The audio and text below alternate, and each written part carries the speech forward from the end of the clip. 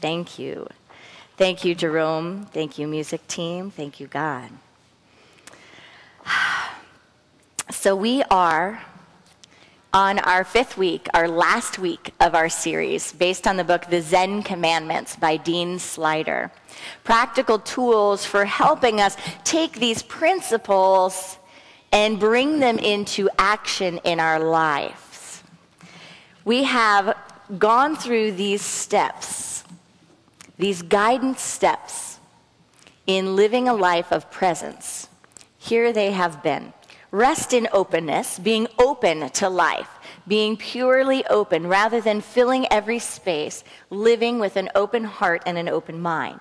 Number 2, act with kindness. So simple, but practical steps and how we activate that in our lives. Number 3, notice the moment.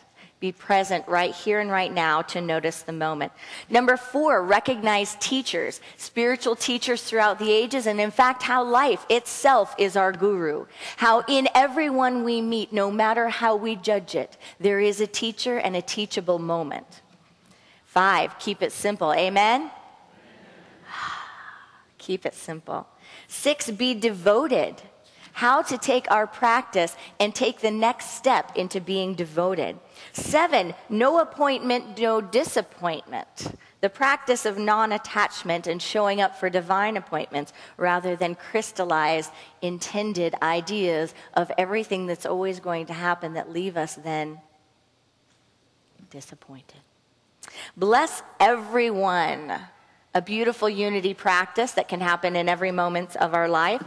And this Sunday is disconnect the dots, which is about deconstructing our ideas of what reality is. And be a mensch and enjoy the joke. Does anyone know what a mensch is? Not a term we might throw around all the time, but we're going to dive into that today. So let go and let God. If we could have really took a dive into all of the lyrics to that song, we just heard the talk today. Because really that's what it's about. We have been studying the art of how to get nowhere. We've been practicing for the practice. And the idea of letting go of the practice to get something, because in fact everything has already been given, and right here and right now is the epiphany, is the holy moment, is the power and the presence of God mind, active and present in us, through us, and as us. And when we let go of all of these other ideas, we can breathe into that truth.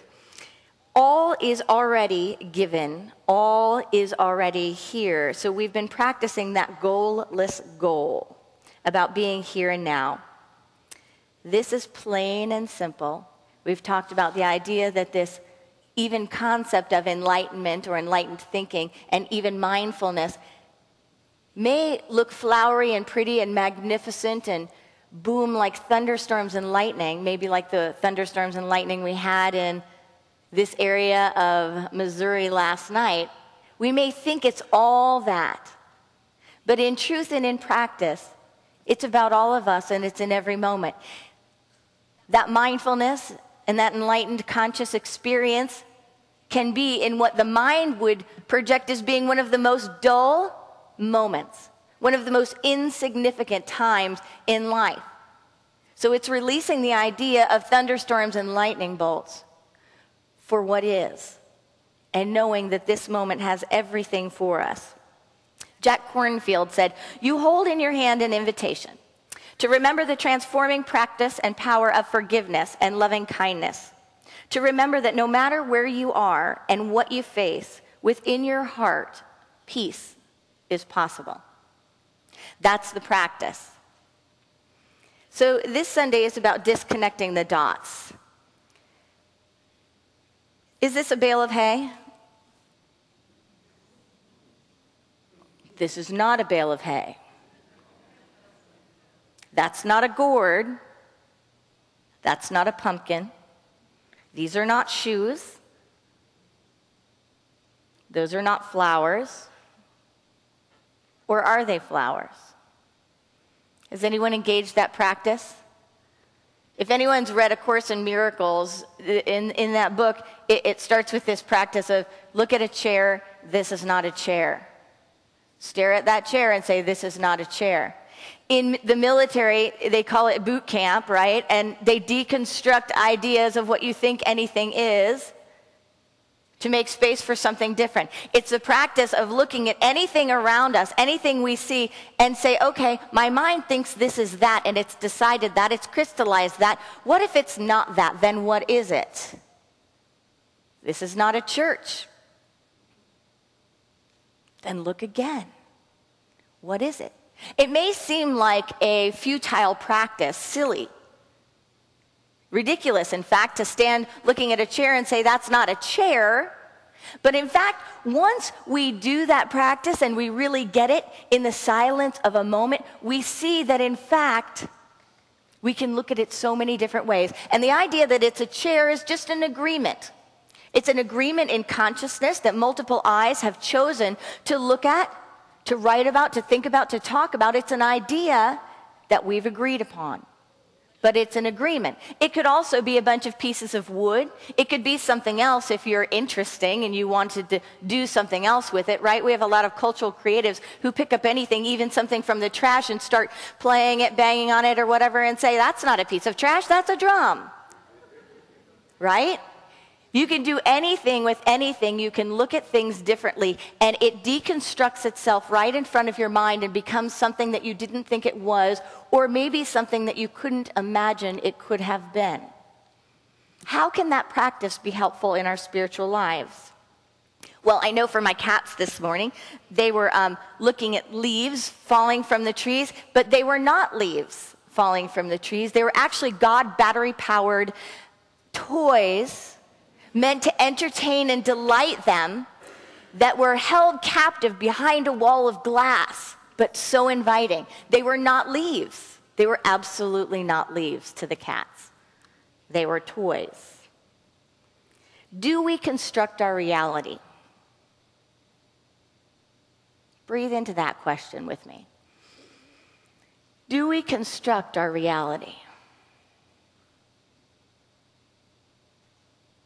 Do we construct our lives by reality making, meaning making, perceptions, and perspectives? In the book, Dean proposes the idea that in fact we do, which in fact is the same idea that spiritual teachers throughout the ages have been reiterating for the purpose of helping the mind to be free. He says this: what if there are really no things, but only dots, pixels, bits of sensory data? What if things emerge from the connections we imagine between the dots? He goes on to look at the Big Dipper and he says, does it exist? Yes and no. He goes on to decode it, to say what it really is, and to have us look at it and question whether or not it exists in and of itself. He goes on to say, if we start to think the Dipper is real, things get tricky. We like to connect the dots in perfect patterns that make sense. But in fact, they're perfectly patternless, scattered in perfect open space. Does anyone know about the planet Pluto? I grew up knowing that there was a planet Pluto. Has anyone heard about Pluto lately? Somebody took Pluto away, didn't they?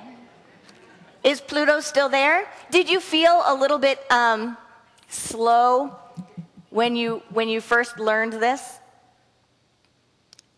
And for many of you, you're probably sitting there going, what is she talking about, Pluto? Of course Pluto is real. How many planets do we have? 8. Some people have kids that are in elementary school. That's all I have to say.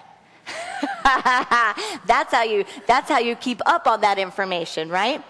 In 2006, scientists redefined what a planet is, and Pluto missed the mark.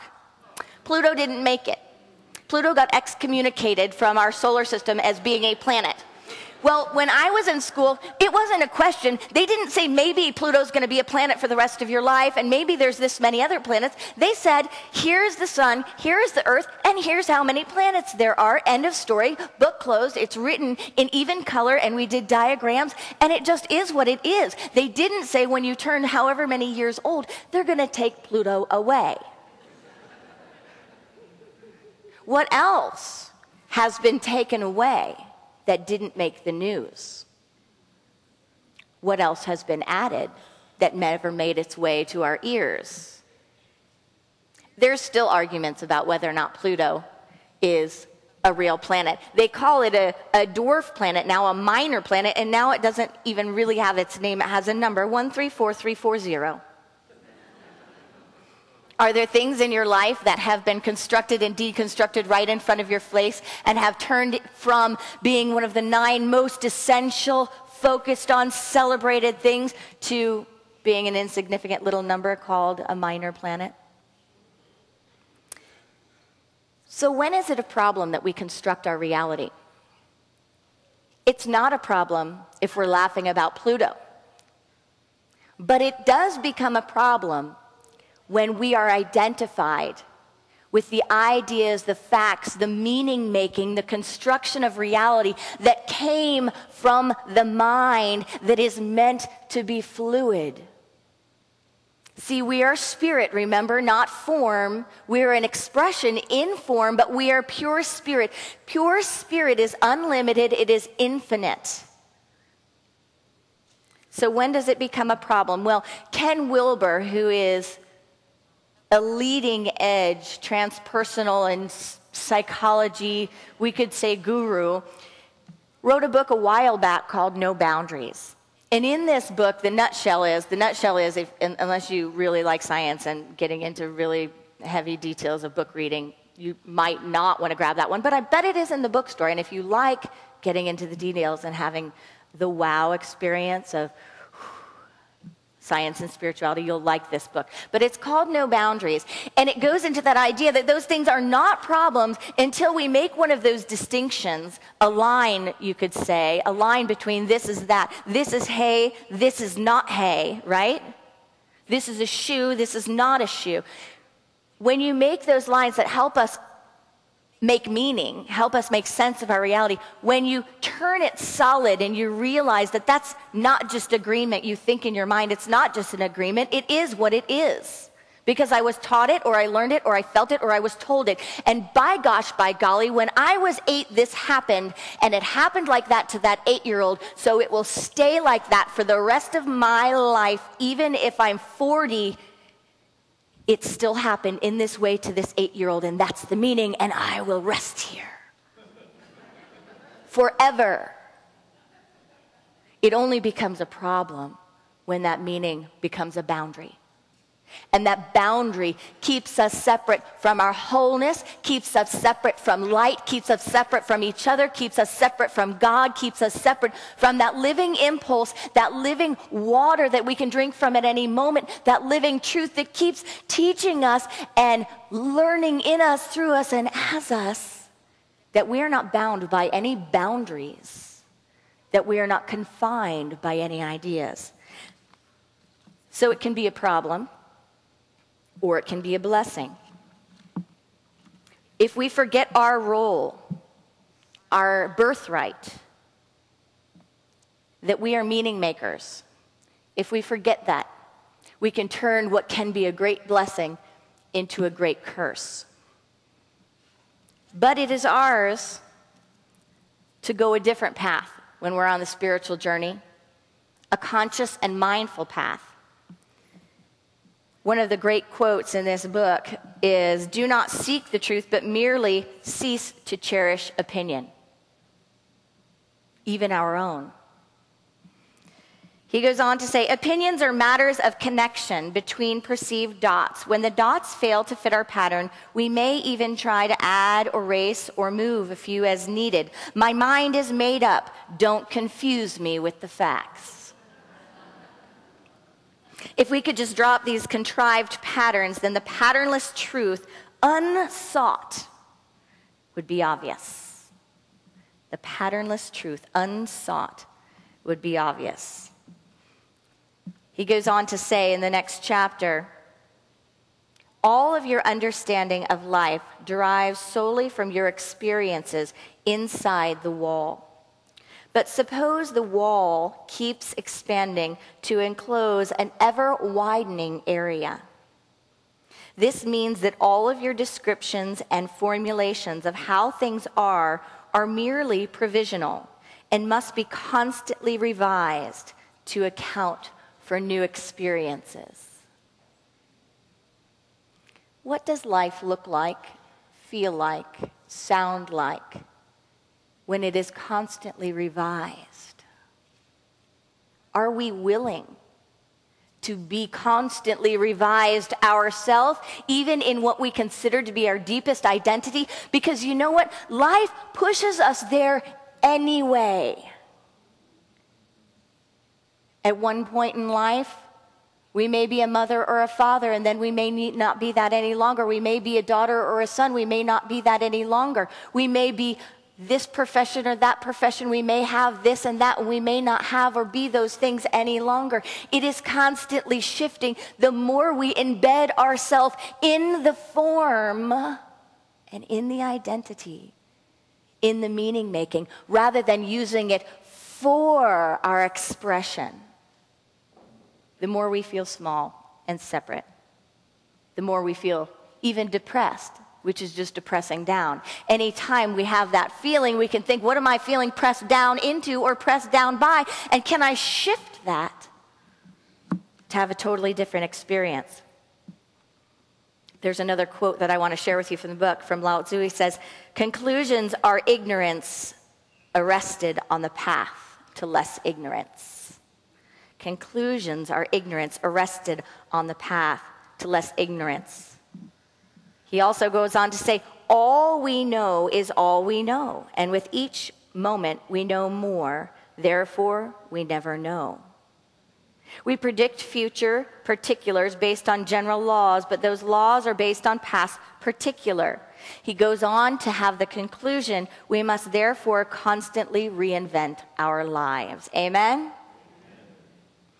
Each moment, if we're awake to an expansion of our knowledge and an encounter with our ignorance, this is what we do. Nothing is written in stone, and even stones crumble in time.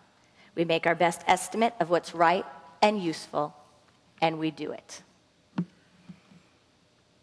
So then, if we can pause and allow ourselves our birthright, which is to make meaning, to create, to identify, to categorize, but we don't use it to hold ourselves in cages, instead we use it to free ourselves, then we find that life brings us everything we need in each moment.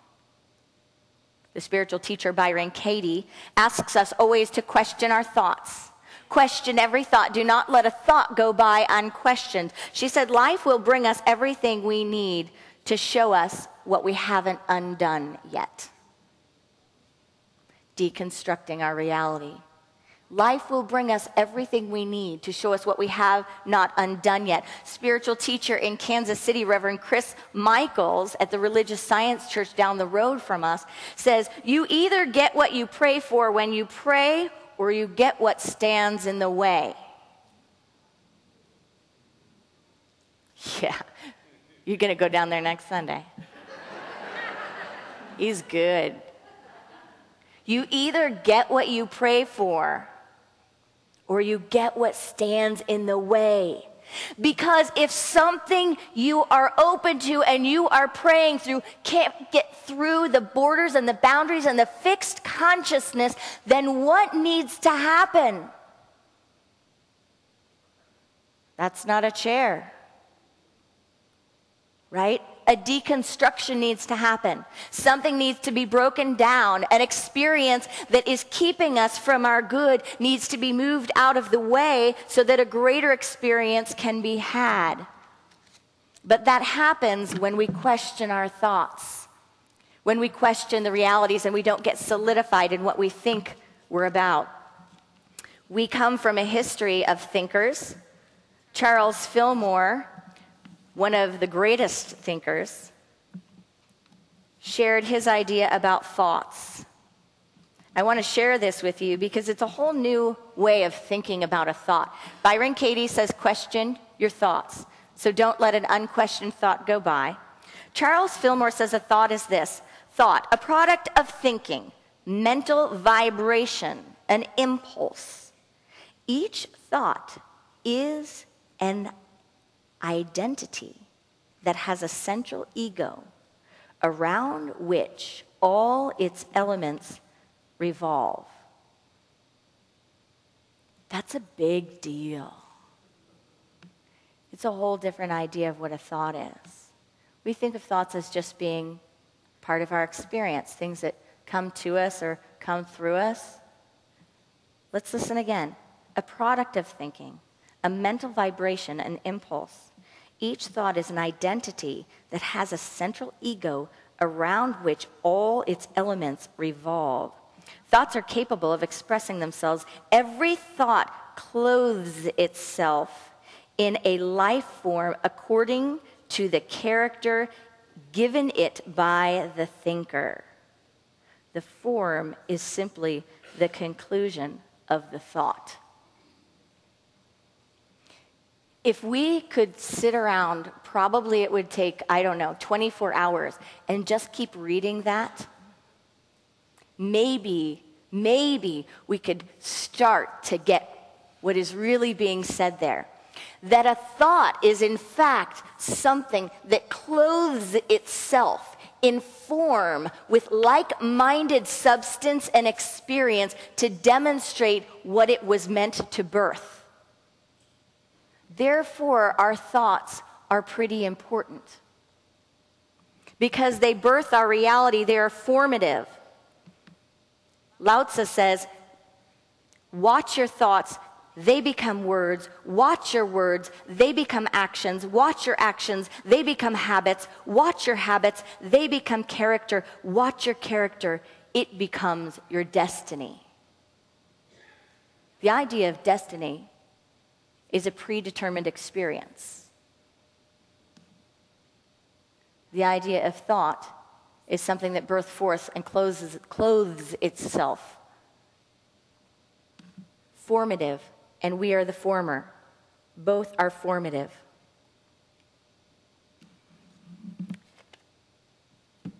Can we remember that life builds on our thoughts and these constructions that we make? And remember that we have the power to reinvent our own experience of what self is and what life is through the conscious and mindful awareness of the practice. Our lives are living expressions of these thoughts and these constructions. Are we happy? Are we happy with the song that our lives are singing? If our lives had lyrics, what kind of song would it be? In terms of how we show up for ourselves, what the story of our life is, how we show up for others, what would be the tune and what would be the song? We close this series with the idea of a mensch, which is an upstanding guy or girl, man or woman. It's someone, and I'm going to give you some tidbits. It's someone who works like a grown-up and plays like a child. Someone you can depend on, who takes care of business. I'm popping around. Someone who makes sure she's part of the solution instead of part of the problem. High yield, low maintenance by superior inner qualities outwardly manifested. Someone who honors his commitment, keeps his word, is a professional, doesn't slack off on the job. Someone who does everything like it's the last thing they'll ever do. Someone who takes one more look after completing something to see what he's missed, and then he really finishes the job. For that matter, a mensch makes a habit of looking around to see what needs to be done in the first place. Yet mensches don't make unreasonable demands on anyone, including themselves. They know they're only human. He goes on to say there's another type of being, A boss of mine once said there are two kinds of people in my organization: those who bring me results and those who bring me stories. Constructing reality, right? Those who bring me results and those who bring me stories. Goes on to say there are two kinds of people in the world: those who pay their bills and those who don't. We all know the second kind of person. They trail excuses and complications behind them like tin cans tied to a rear bumper. And we know the first type, even if they're rarer. A mensch brings results, pays her bills, and so does not further the burden on the world with tiresome excuses and avoidable chaos. Goes on to say, mensches don't take things for granted. They're good-mannered. They say thank you. They don't save their energy for some grand melodramatic gesture to be made someday by the saint they plan to become. Rather, they live in the now, in 1,000 small, considerate acts that keep the world running. They hold on to the candy wrapper until they find a trash can. They put fresh toilet paper on the paper roll, and they signal their turns. A mensch doesn't spend his life all whining and blaming others for his problems.